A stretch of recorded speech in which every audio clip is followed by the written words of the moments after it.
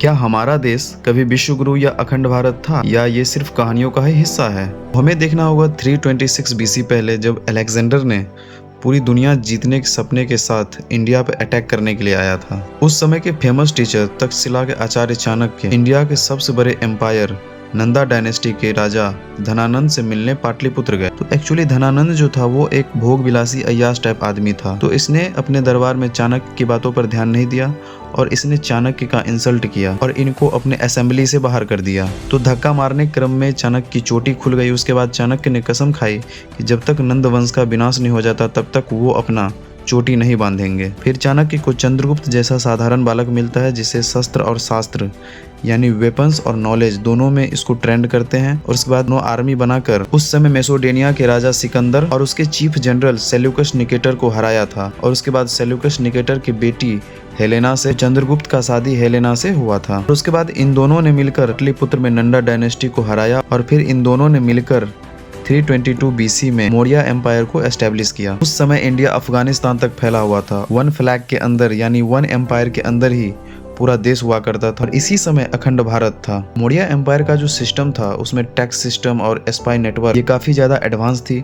और उस समय कौटिल्य का अर्थशास्त्र ये मौर्य एम्पायर का पावर मूव था। फिर चंद्रगुप्त मौर्य की मृत्यु के बाद बिंदुसार 297 बीसी पहले ये मौर्य साम्राज्य का राजा बनता है। बिंदुसार को अमित्रघात भी कहा जाता है जिसका मतलब होता है दुश्मनों का काल। और बिंदुसार ने मौर्य डायनेस्टी को साउथ इंडिया तक फैलाया, दक्कन क्षेत्र तक फैलाया, सिर्फ कलिंगा को छोड़कर। और बिंदुसार की मौत के बाद लगभग 4-5 वर्षों तक अशोक और उसके भाइयों में राजा बनने को लेकर डिस्प्यूट चलता रहा। और उसके बाद 269 बीसी पहले Ashoka the great Maurya empire का राजा बना। और अशोका के टाइम मौर्य एम्पायर म्यांमार से लेकर अफगानिस्तान तक फैला हुआ था। और इसी पीरियड में इंडिया विश्वगुरु बना था क्योंकि इस टाइम इंडिया वर्ल्ड की अदर कंट्री से काफ़ी ज़्यादा एडवांस थी।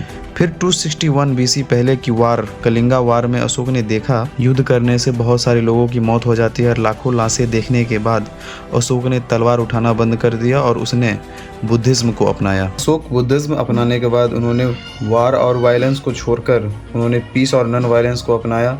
और फिर उसने बहुत सारे शिलालेख, स्तूप और पिलर्स का निर्माण करवाया अलग अलग जगहों पे। उसके बाद अशोक ने बुद्धिज्म का प्रचार म्यांमार, मिडिल ईस्ट कंट्री और यूनान जैसे देशों तक करवाया। और उसके बाद अपने बेटा महेंद्र और पुत्री संघमित्रा को श्रीलंका भेजा बुद्धिज्म के प्रचार प्रसार के लिए। अशोक के बाद एक भी मजबूत उत्तराधिकारी न मिलने की वजह से मौर्य डायनेस्टी धीरे धीरे कमजोर पड़ने लगी, टैक्सेस हाई होने लगे, एम्पायर काफ़ी ज़्यादा वीक हो गया था। और 185 बीसी पहले बृहदर्थ मौर्य एम्पायर का लास्ट रूलर था। बृहदर्थ मौर्य की मर्डर उसके अपने ही कमांडर पुष्यमित्र सुंग ने कर दिया। और इसी समय मौर्य डायनेस्टी का द एंड हो गया। और उसके बाद पुष्यमित्र सुंग ने पाटलिपुत्रा में सुंग डायनेस्टी एस्टेब्लिश की।